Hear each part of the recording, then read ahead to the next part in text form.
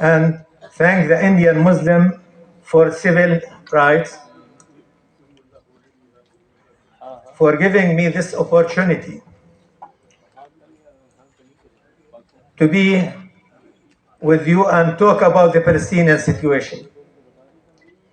As the title of this event is the Human Rights and United Nations, allow me to thank the Secretary General of the United Nations for his relentless effort, for the clarity of his voice, for having upheld this sacred mission to stand up for the UN Charter and for the protection of the civilian by calling early for immediate humanitarian ceasefire. Allow me also to thank through him the United Nations for their humanitarian efforts. The UN has been the subject of despicable attack of honoring the mandate formulated by member states. It is the duty of member states to reject and put an end to such attacks, especially at a time where United Nations personnel on the ground are also victims, many killed, wounded, and displaced.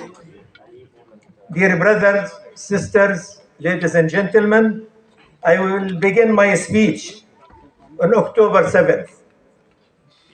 Here I say that anyone interested and following the Palestinian issue and what was going on in the occupied territories for 56 years, especially since the formation of this extremist government headed by Mr. Netanyahu, with the participation of the extremist settler leaders such as Ben Gvir and Smotrich, should without any doubt expect that something big is going to happen. Many were talking about the third intifada and the explosion of the situation in the occupied Palestinian territories. Since the formation of this government at the beginning of this year until 7th of October, 260 Palestinian citizens were killed in occupied West Bank by the Israeli occupation army and the settler militia. The largest percentage of land was confiscated to build and expand settlements, as well as the largest percentage for building settlement units in West Bank and East Jerusalem, poisoning the lives of the Palestinian population through 645 military checkpoints on the roads of the West Bank. In addition to arbitrary arrests and sentences, where more than 5,000 detainees remain, some of whom have been detained since before Oslo Accord. Some detainees' sentence goes up to 600 or 700 years. It is another story. Hundreds and as for East Jerusalem and the Islamic and the Christian sanctities, it is another story.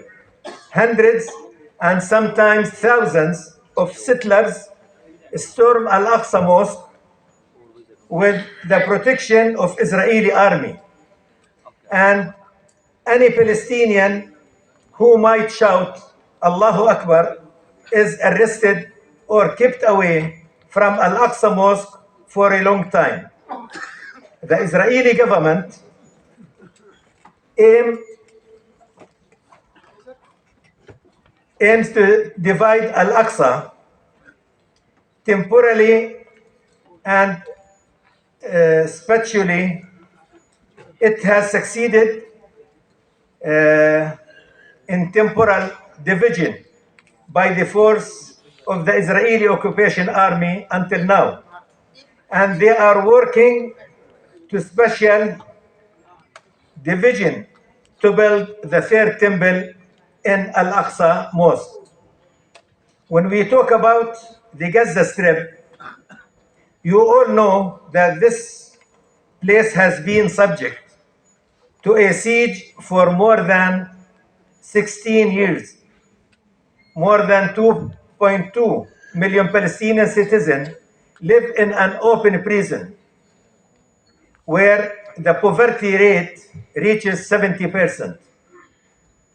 The hopes of aspirations of the population in the Gaza Strip are very limited due to the lack of freedom of movement outside the Gaza Strip.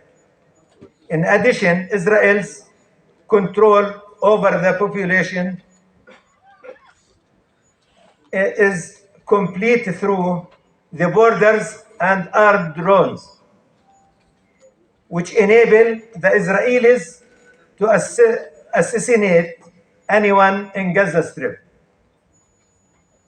With the absence of any political horizon and the refusal of the Israeli government to lead, the Israeli governments led by Netanyahu to discuss any political solution, as well as international communities ignoring of Palestinian calls, whether through the United Nations, international conferences, or through bilateral relations.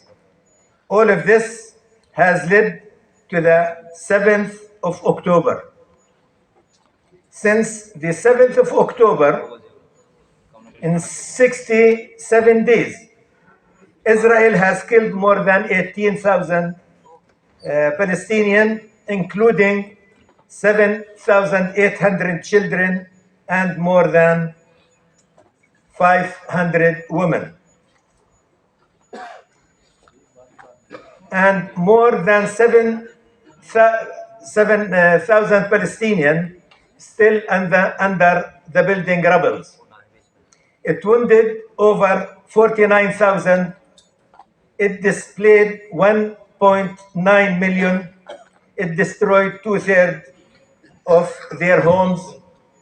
It attacked, besieged, destroyed, and neutralized virtually